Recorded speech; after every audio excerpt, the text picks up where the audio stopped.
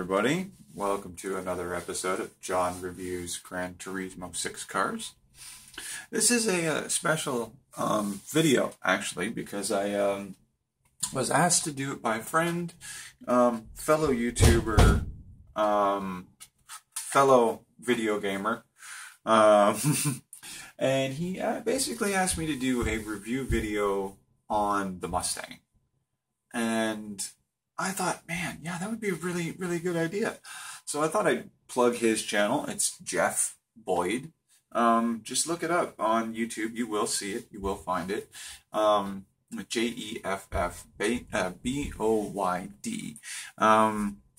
And if you look at it, there will be a video, and you are looking for Jeff Boyd 22 in the description. And that's his channel. Check it out. I think you'll enjoy it a lot. But yeah, anyway, he asked me to do a video on the Mustang, and I thought I'd kind of go through like the lineage of the Mustang and kind of see, you know, where everything went.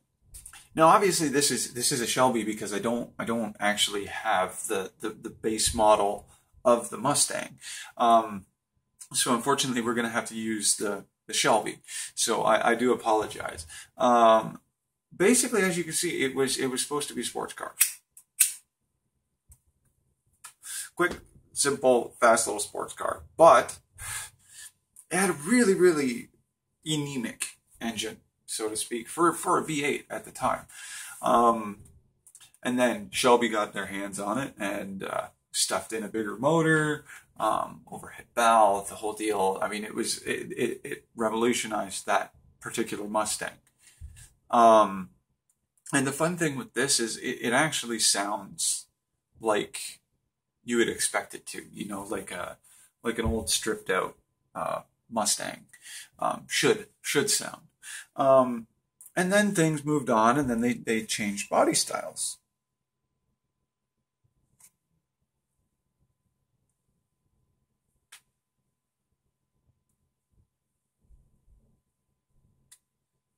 Yeah, it was bigger. It was, you know, it was still a Mustang. It was still a great car. You know, this one had a little bit bigger motor. You could get it optioned with a bigger motor. And for those of you who know your Mustang history, you will know what this car is. You will know that this is the original Eleanor. This right here, not a GT500, not a GT350. It was a Mach 1, boys and girls. Look it up. I'm kidding, but yeah, it was originally a Mach 1. Eleanor was a Mach 1, and you know, she was a monster. She was a beast. Look at her. She's beautiful, and she was in this color. Eleanor was in this color. I don't have dog dish rims for it, unfortunately. So I stuck with the stock rims. So you know, they match the period. And then they had another body style. They had several different body styles. They had a Fox body style after this, and you know, they had another body style where the headlights were squared. And again, I would love to show you that. They do actually have it in the game, but unfortunately, I can't show you the carousel version like this. So I'm not even going to bother showing you because we all know what this is about. We all love cars. We all want to look at cars, and we want to see cars portrayed in their best possible way. And I won't be able to portray that particular Mustang in its best possible light, so I'm not going to bother. And then again, like I said, they had a more squared off headlights. The headlights were longer. They wrapped around the front a little bit more. They were square. Still maintained the standard tri-tail light in the back. But then again, even after that model, they still changed body styles. And as everybody knows, if you've seen a car magazine, you've probably seen this body style.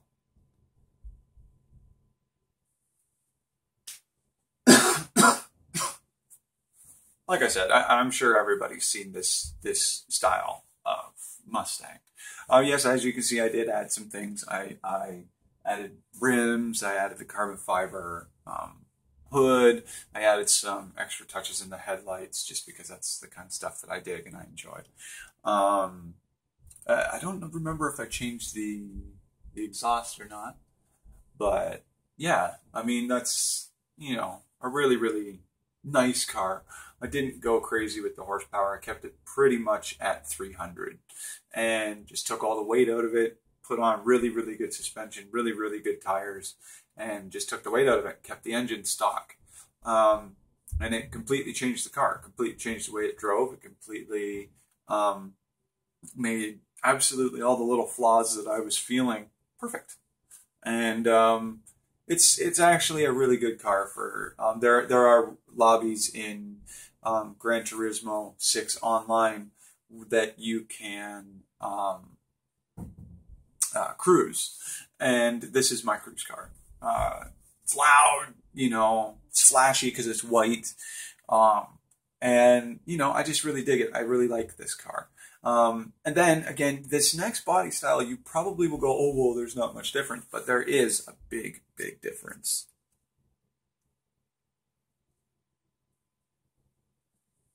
You can see the difference.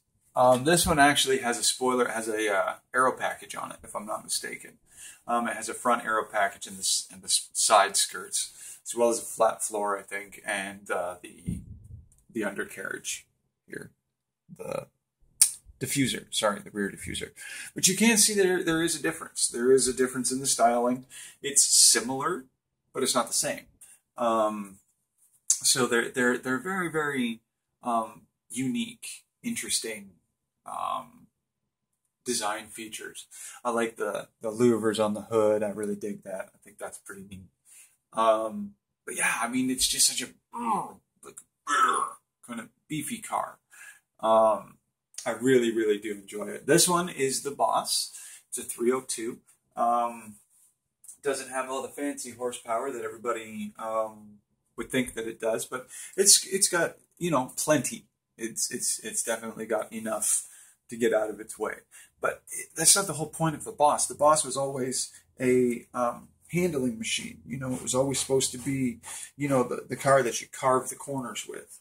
And this car definitely does that. It absolutely carves up every single corner that it comes around. And it's just a beautiful car. Traction control on, traction control off. It doesn't matter. It just eats all the corners. Of course, it will oversteer when you want. And, you know, if you don't want it to, it won't. I really, really like this car. I love it a lot.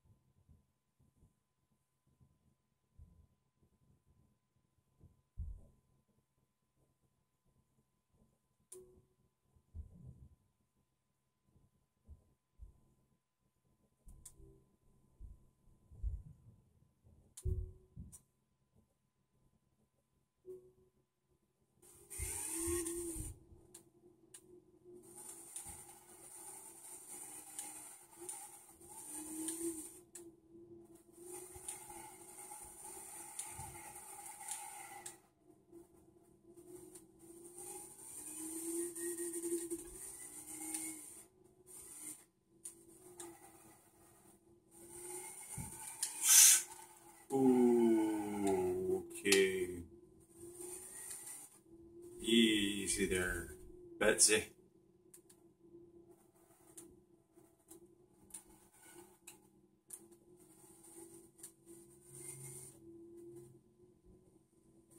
quick changing through the gears helps. But with all this horsepower, it really doesn't make much of a difference. So when you get on that straightaway, it really, I mean, you saw that. I was doing 165 miles an hour.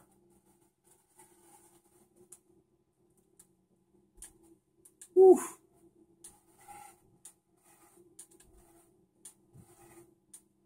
Just feathering that throttle.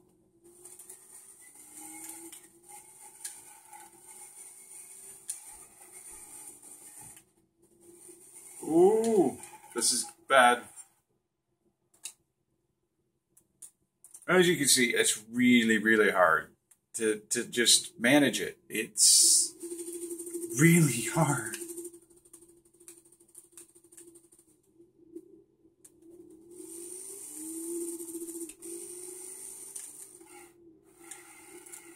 So I'm not going to do the customary normal laps that I normally do.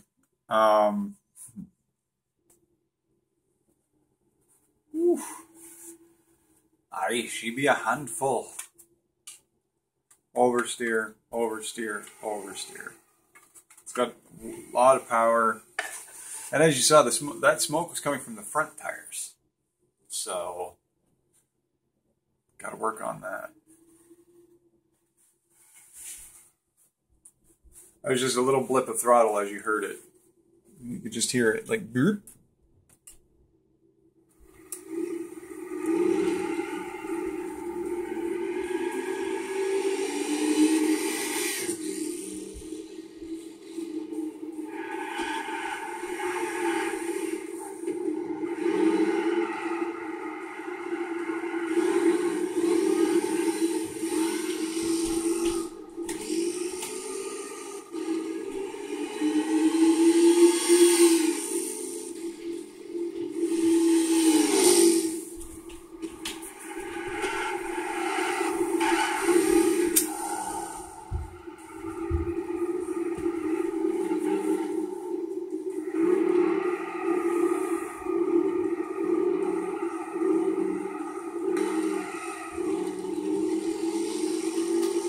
Very, very difficult car to drive. Very, very difficult. Especially driving it fast. Like, that was scary. That was just terrifying. Okay. Now, I have something special for you guys. I took this on the track. I'm going to take it for a top speed run, and then I have something very special for you guys.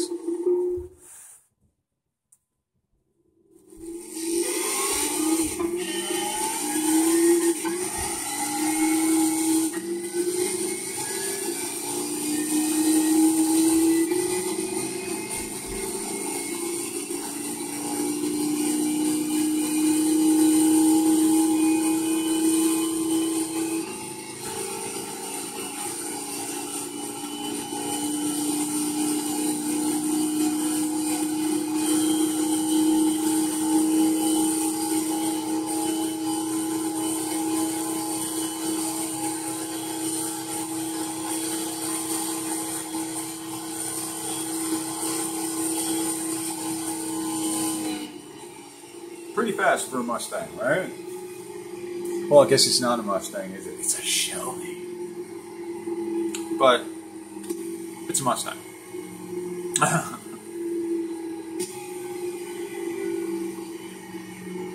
So I'll show you a quick replay of that run, and then I'm going to give you guys your surprise.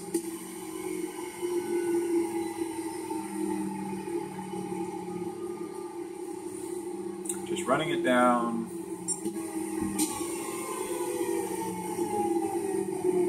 And stop. Perfect.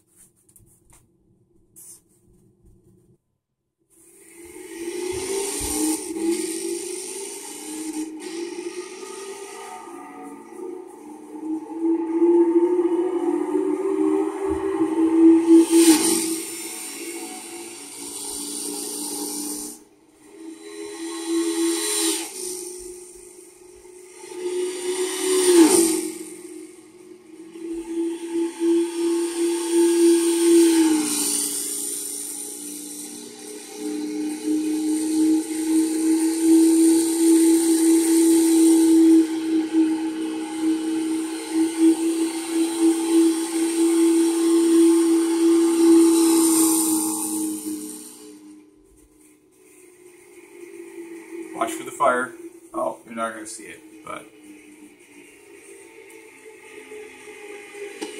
every gear change there'll be about a 6-foot flame coming out the tailpipe.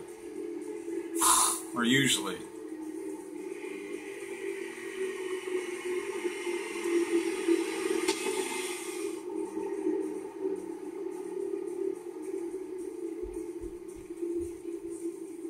Yeah.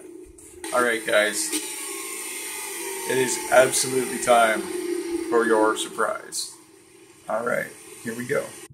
Here it is. Here's your surprise, the Tomahawk X. I never got a chance to do this in the last video, so I'm going to do it now. And I'm going to do this top speed run really quick, and then I'm going to show you the specs for this, what they actually dreamed up for this car. So, here goes.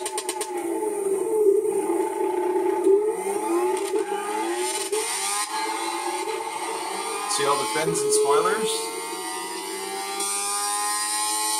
Not anymore. 350, 360, 370, 380, 390, 400 miles an hour, 406, 410.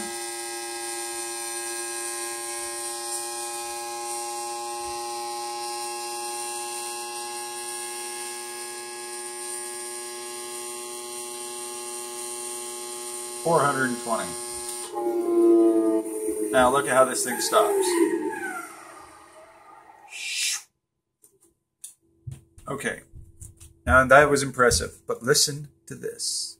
The SRT Tomahawk Vision Gran Turismo is a 20-year forward vision of uncompromised, unrestricted performance. It's a virtual fusion of extreme motoring and stunning design. The Tomahawk is a single-seat, mid-rear, all-wheel drive vehicle constructed on a purpose-built composite chassis and designed around an aggressive power plant. The motivation for the Tomahawk is provided from two sources.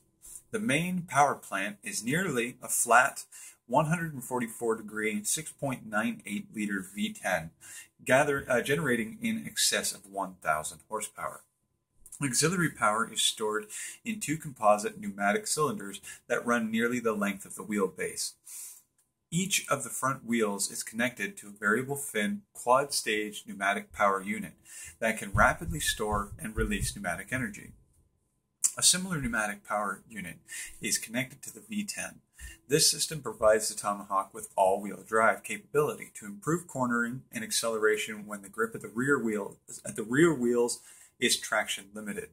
The Tomahawk's lightweight composite chassis uses emerging advanced materials, including hollow carbon